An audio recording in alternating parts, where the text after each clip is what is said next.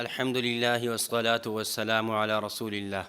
أما بعد، سأل بعض الأحباء الشيخ محمد إلياس غمن حفظه الله تعالى الملقب بمتكلم الإسلام: ما حكم القراءة في الصلاة من المصحف؟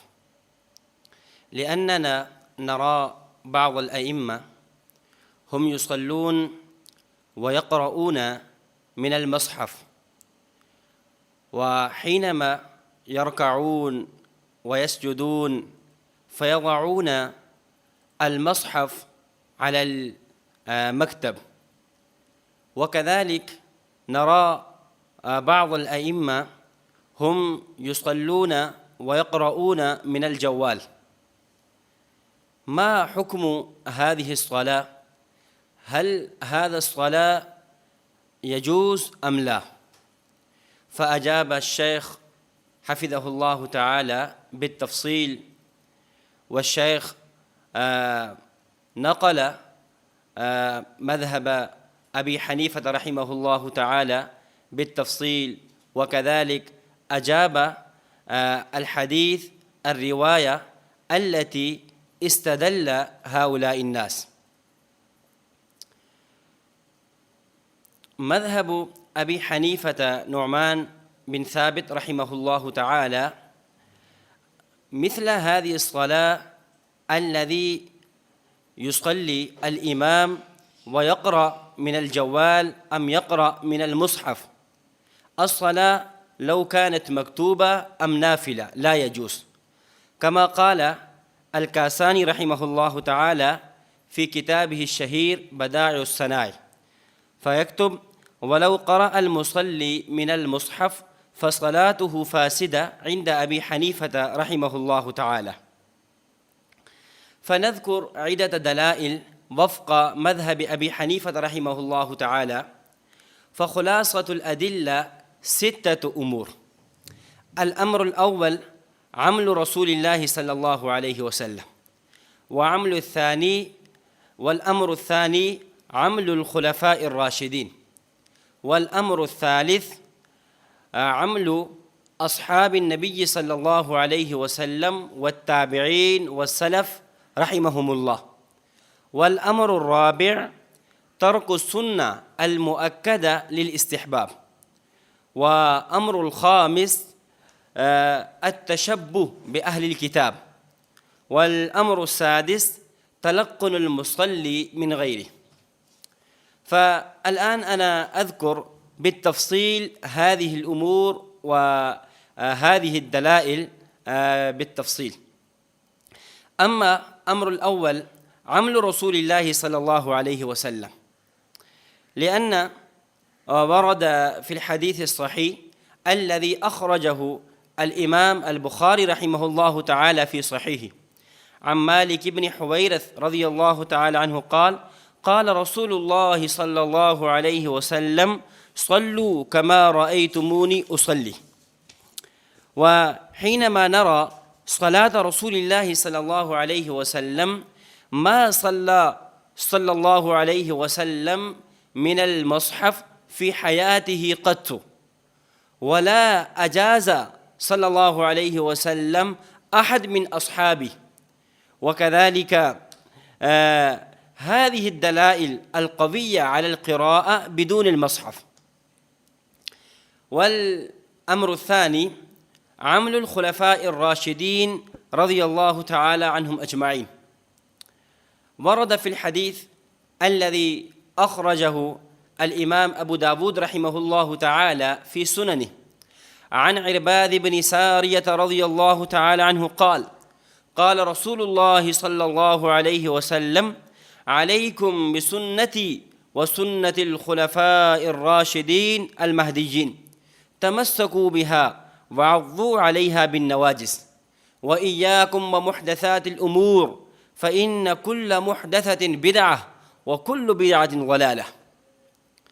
فننظر عمل الخلفاء الراشدين فلم نجد ولم يثبت القراءة في الصلاة من المصحف الشريف من الخلفاء الأربعة، أبي بكر الصديق وعمر الفاروق وعثمان وعلي المرتضى رضوان الله عليهم أجمعين.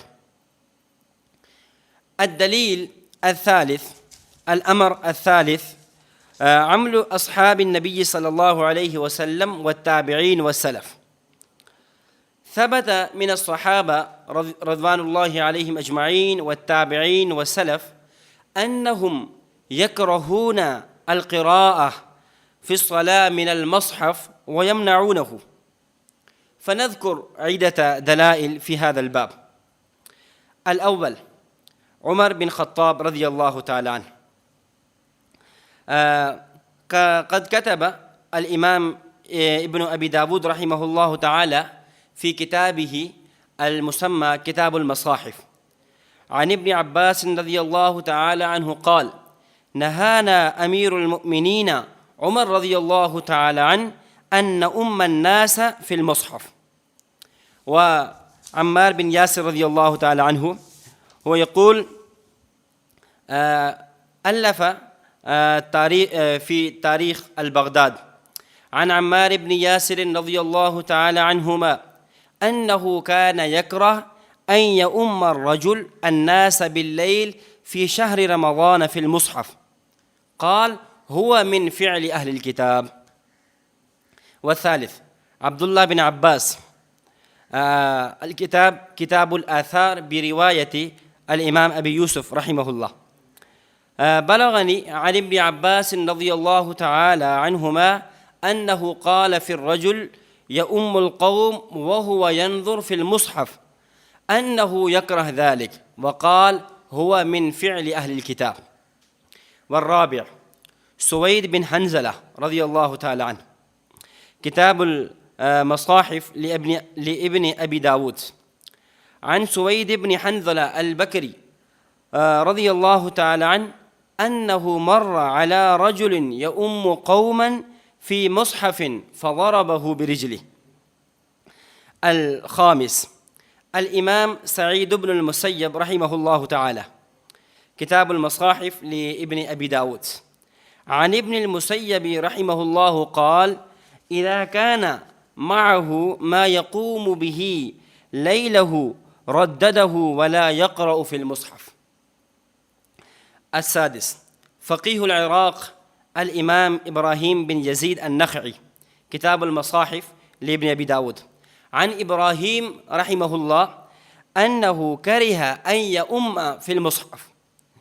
السابع، الإمام مجاهد بن جبر المكي التابعي رحمه الله، كتاب المصاحف، مصنف ابن أبي شيبة، عن مجاهد أنه كان يكره أن يؤم الرجل في المصحف. وكذلك في إفتاء دار العلوم بديوبند، قناة دار الإفتاء، هو كذلك أيضا يقول: القراءة في الصلاة من المصحف فاسد لأنه تلقن من الخارج، وهذا من مفسدات الصلاة. وفي فتاوى شامية: إنه تلقن من المصحف فصار كما إذا تلقن من غيره. هذه ذكرت حوالي 7 دلائل حول هذا الأمر، أن جل الأصحاب والتابعين رضوان الله عليهم أجمعين هم يكرهونه ويمنعونه هذا العمل، أي القراءة من المصحف. وأمر الرابع، ترك السنة المؤكدة للاستحباب. لا شك أن وضع اليد اليمنى على اليسرى في الصلاة هي سنة مؤكدة، وأما القراءة أكثر من مقدار الوجوب هي أمر مستحب. الآن الرجل الإمام الذي يصلي بالناس فيأخذ المصحف أم يأخذ الجوال في الصلاة، فبالطبع هي يترك هذه السنة، أي وضع اليد اليمنى على اليسرى. فكيف يترك السنة المؤكدة لأمر الاستحباب. فثبت من هذا الدليل أيضا أن القراءة في الصلاة من المصحف لا يجوز. الدليل الرابع، الدليل الخامس، التشبه بأهل الكتاب. القراءة في الصلاة من المصحف الشريف هي التشبه بأهل الكتاب، لأن أهل الكتاب خاصة اليهود هم يصلون ويأخذون بكتابهم وهم ينظرون فيه، فمنعت الأمة المحمدية صاحبها التسليم بتشابههم، كما روي عن شداد بن أوس رضي الله تعالى عنه أن رسول الله صلى الله عليه وسلم يقول: خالف اليهود والنصارى. ومر قول ابن عباس رضي الله تعالى عنهما، هو قال في الرجل الذي يؤم القوم وينظر في المصحف، فقال: اترك، يعني كره ذلك، وقال إنه هو من فعل أهل الكتاب.